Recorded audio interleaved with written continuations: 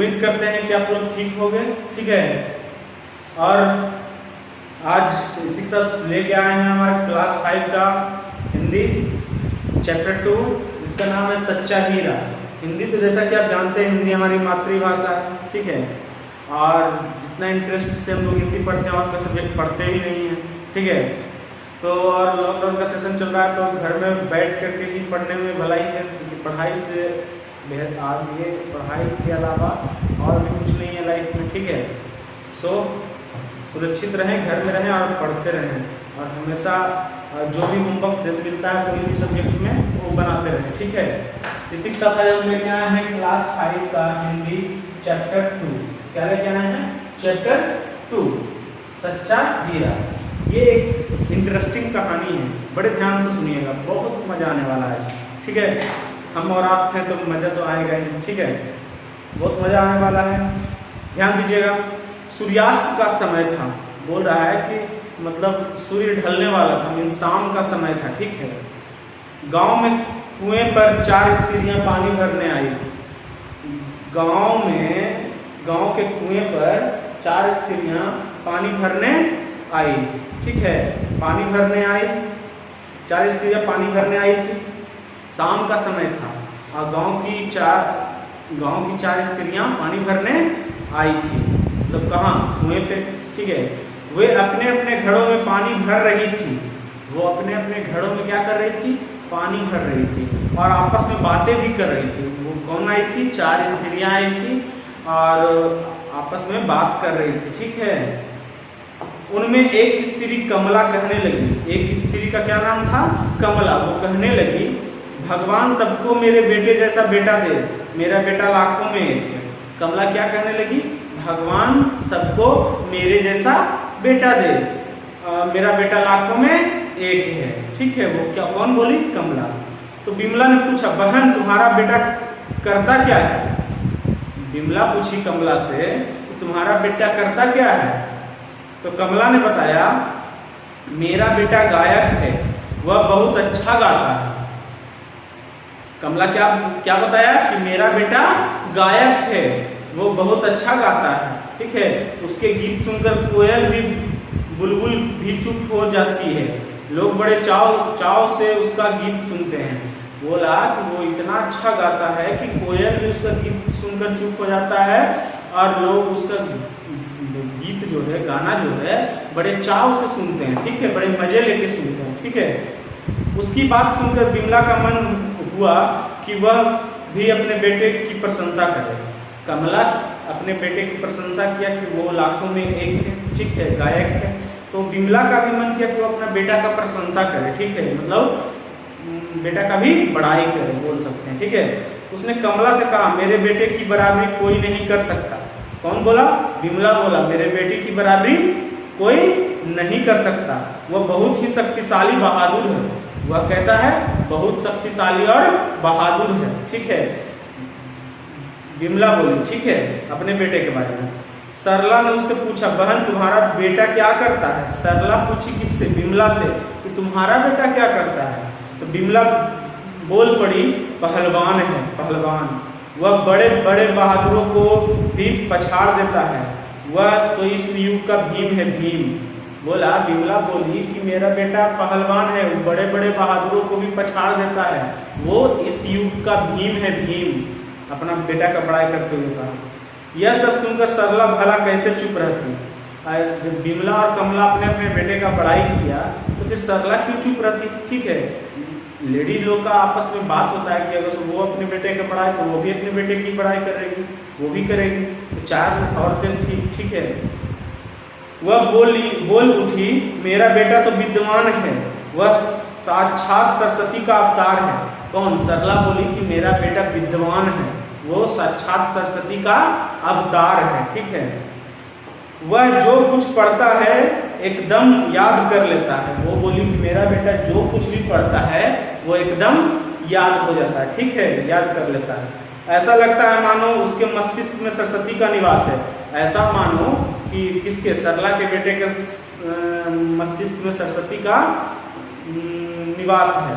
लाखों क्यों, करोड़ों में एक है मेरा बेटा। सरला बोले कि लाखों क्यों, मेरा बेटा तो करोड़ों में एक है। ठीक है, आगे सुनिएगा। तीनों स्त्रियों की बातें सुनकर भी चौथी स्त्री राधा कुछ ना बोली, चुप बैठी रही, चुपचाप बैठी रही। मीन्स तीन स्त्री तो बताई, कमला, विमला और सरला। कमला बताई कि मेरा बेटा गायक है, विमला बताई मेरा बेटा पहलवान है, सरला बताई मेरा बेटा विद्वान है। ठीक है, तीनों अपना अपना बेटा का बड़ाई की, लेकिन सरला जो, राधा जो थी वो चुप बैठी रही। ठीक है, उसने अपने बेटे के बारे में कुछ नहीं बताया। जब तीन लोग अपना अपना बेटा के बारे में बताया तो राधा कुछ नहीं बताई। ठीक है, उसे गुमसुम देखकर कमला से रहा ना गया, और वो चुपचाप थी, राधा चुपचाप थी, तो उससे मतलब कमला को रहा नहीं गया कि चुपचाप क्यों है। उसने पूछ ही लिया, क्यों बहन तुम क्यों चुप हो, तुम भी अपने बेटे के बारे में कुछ बताओ। मीन्स कमला बोली कि तुम क्यों चुप हो, तुम अपने बेटे के बारे में कुछ बताओ। राधा ने बड़े ही सहज भाव से कहा, मैं अपने बेटे की क्या प्रशंसा करूं, वह तो गायक है, ना पहलवान और ना ही विद्वान। तो विमला बोल पड़ी, तुम्हारे बेटे में कुछ तो गुण होगा। राधा चुप रही। सरला ने व्यंग किया, तो क्या वह निठल्ला है, मतलब आपस में होता ना, क्या वो कुछ नहीं करता तो क्या निठल्ला है। राधा फिर भी चुप हुई। अब चारों स्त्रियां सिर पर घड़े रखकर लौटने लगी। अब चारों स्त्री का पानी भरा गया तो वो अपने अपने सर पे घड़ा लेकर के लौटने लगी। तभी किसी के गाने का मधुर स्वर सुनाई पड़ा। तो फिर किसी का गाना सुनने का मधुर स्वर सुनाई पड़ा। ठीक है, सुनकर कमला बोली, सुनो मेरा हीरा बेटा गा रहा है। कमला का बेटा क्या था, गायक था ना। तो सुनो मेरा हीरा बेटा गा रहा है। तुम लोग ने सुना उसका कंठ कितना मधुर है। कमला का बेटा गाता हुआ उसी रास्ते से निकल गया जिधर से चारों स्त्रियां लौट रही थी। मीन्स गाना गाते हुए कमला का बेटा निकल गया। ठीक है, जिधर से आ रही थी चारों औरतें। ठीक है, उसने अपनी माँ की ओर कोई ध्यान नहीं दिया, वो माँ की तरफ देखा तक नहीं। ठीक है, माँ की तरफ देखा भी नहीं, वो जो गाते हुए आ रहा था हीरा बेटा, तो माँ की तरफ देखा भी नहीं। इतने में विमला का बेटा उधर से आता दिखाई दिया। विमला उसे देखकर गर्व से बोली, देखो मेरा बेटा, मेरा दुलारा बेटा आ रहा है, ताकत में उसकी बराबरी कौन कर सकता है। तो इतने में उसका विमला का बेटा जो पहलवान था वो उधर से वापस आ रहा था। बोला कि देखो मेरा बेटा कितना ताकतवर है, उसका बराबरी कौन कर सकता है। ठीक है, विमला बोली। वह ऐसा कह रही थी कि उसका बेटा भी उसकी ओर बिना ध्यान दिए हुए निकल गया। विमला भी वैसा बोल ही रही थी कि उसका बेटा भी बिना देखे हुए अपनी माँ को चला गया। चारों स्त्रियां कुछ आगे बढ़ी तो एकाएक सरला का बेटा उधर से संस्कृत के श्लोक का पाठ करता हुआ निकला। फिर सरला का बेटा जो विद्वान था वो संस्कृत का श्लोक करता हुआ पढ़ता हुआ निकला। सरला ने गर्व से कहा, देखो यही है मेरा लाल, सरस्वती का अवतार। सरला क्या बोली, यही है मेरा लाल, सरस्वती का अवतार। सरला का बेटा पास से होकर गुजरा, उसने माँ की ओर देखकर भी अनदेख कर दिया। माँ की तरफ देखा, सरला का बेटा जो विद्वान था श्लोक पढ़ते हुए जा रहा था, वो सरला की तरफ देखकर भी अनदेख करके आगे बढ़ गया। ठीक है, वह अभी थोड़ी ही दूर गया था कि राधा का बेटा भी अचानक उधर से गुजरा। और वो अभी गुजरवे क्या था कि राधा का जो बेटा था जिसके बारे में सब लोग व्यंग किया कि निठल्ला है, ये है, कुछ करता नहीं है, ठीक है, गुजरा। वह देखने में बहुत ही सीधा साधा और सरल स्वभाव का लग रहा था। वह देखने में, मतलब राधा का बेटा जो निठल्ला था, वो देखने में बहुत सरल और सीधा स्वभाव का लग रहा था। उसे देखकर राधा ने कहा, बहन यही मेरा रत्न है। तो राधा बोली कि यही मेरा रत्न है, मतलब यही मेरा धन है, जो भी है मेरा यही है। ठीक है, आगे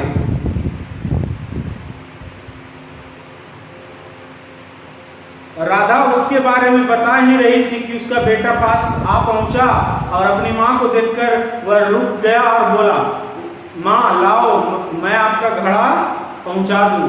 और उतने में माँ के पास पहुंचा उसका जो बेटा था रतन था, वो माँ के पास पहुंचा और बोला कि माँ लाओ घड़ा मैं पहुंचा देता हूँ, ठीक है। मना करने पर भी उसने माँ के सिर से पानी से भरा घड़ा उतारकर अपने सिर पर रखा और घर की ओर चल पड़ा। और माँ मना की कि छोड़ो ना बेटा, हम लेके चले जाते हैं, लेकिन जबरदस्ती वो माँ के सर से घड़ा ले लिया और घर की तरफ चला गया, ठीक है। विमला, कमला और सरला बड़े ही आश्चर्य से राधा के बेटे की ओर देखती रही।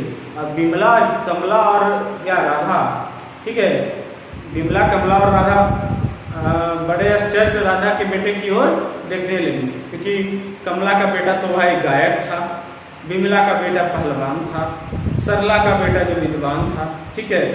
तो देखने लगी कि मेरा बेटा तो इतना क्वालिटी वाला, लेकिन फिर भी राधा का जो बेटा है वो उसका घड़ा लेकर के क्यों जा रहा है। एक बूढ़ी औरत बहुत देर से उन स्त्रियों के पीछे पीछे चल रही थी। एक बूढ़ी औरत थी जो बहुत देर से उस चारों स्त्री के पीछे पीछे चल रही थी और उनकी बातें भी सुन रही थी, और वो चारों आपस में जो बात कर रहे थे वो भी सुन रही थी, ठीक है। उससे रहा ना गया, उन बूढ़ी से रहा नहीं गया, पास आकर बोली, देखती क्या हो, मतलब वो तीनों से, कमला, विमला और सरला से, कि देखती क्या हो, यही है सच्चा हीरा, ठीक है, यही सच्चा हीरा है। तो ये कहानी से हमें क्या शिक्षा मिलती है कि सिर्फ नॉलेज, सिर्फ क्वालिटी होने से कुछ नहीं होता है। सच्चा हीरा वही कहलाता है जो माँ बाप के कामों में हाथ बटाता है। और तो वही बोली बूढ़ी औरत कि सच्चा हीरा राधा का बेटा रतन ही है, ठीक है। तो ये आपका कहानी था जो कि सच्चा हीरा। आपको उम्मीद करते हैं कि सबको अच्छे से समझ में आया होगा। और कुछ शब्दकोश दिए हुए हैं, आपको देखना बहुत जरूरी। चाव मीन्स होता है जोश, प्रशंसा मीन्स बड़ाई या तारीफ, प्रशंसा बड़ाई या तारीफ। पछाड़ देना मतलब हरा देना या पीछे छोड़ना। साक्षात मतलब सामने, प्रत्यक्ष रूप से, ठीक है। निवास मीन्स घर, गुमसुम मीन्स चुपचाप, सहज मीन्स सरल, और निठल्ला मीन्स जिसे कोई काम ना हो, और गर्व मीन्स घमंड। ये आपका चैप्टर की समाप्ति हुई, सेकेंड चैप्टर सच्चा हीरा, ठीक है।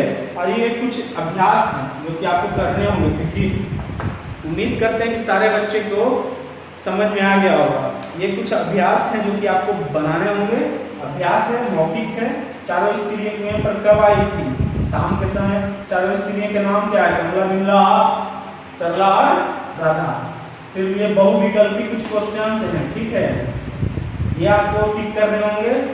ये कुछ प्रश्न हैं, ये फिर फिल इन द ब्लैंक्स हैं, और ये कुछ और प्रश्न, ठीक है। तो ये आपका आज का होमवर्क रहेगा, ठीक है। होमवर्क टू मेक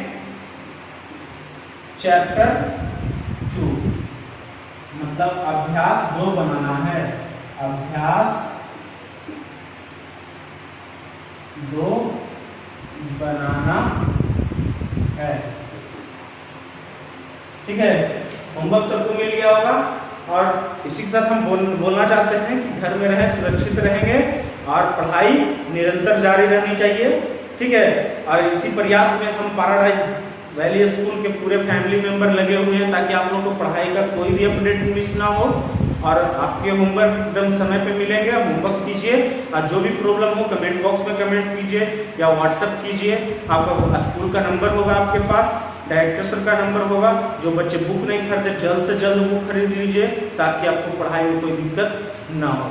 और इसी के साथ धन्यवाद। सुरक्षित रहें, घर में रहें, और हमेशा याद रखें कि कर दिखाओ कुछ ऐसा कि दुनिया करना चाहे आपके जैसा। Thank you.